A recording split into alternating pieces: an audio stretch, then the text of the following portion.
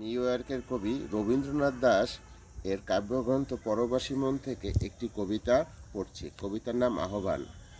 মূর্খের মতন যুদ্ধ করো না নিয়ে জাতপাত, সংগ্রাম করো গরিবের মুখে দিয়ে ডাল ভাত। মন্দির মসজিদ নিয়ে যুদ্ধ করবে কতকাল, তোমাদের এই হিংসা দেখে নয়নে আসে জল। কিসের বড়াই করো তুমি নিয়ে তোমার দীক্ষা, হিংসা ছেড়ে সবাই এখন লও প্রকৃত শিক্ষা। সন্ত্রাসী কাজ করতে কেন হাতে নিয়েছো অস্ত্র, দুঃখীর তরে হাত বাড়াও নিয়ে শীতের বস্ত্র। স্মরণ রেখো শেষ ঠিকানা শ্মশান গোরস্থান, সুখ সমৃদ্ধিতে ভরে তোলো মোদের পুণ্যস্থান। এই বিশ্বকে নরক বানিয়ে স্বর্গ খোঁজে যারা, কেমন করে বলবো মোরা ভালো মানুষ তারা।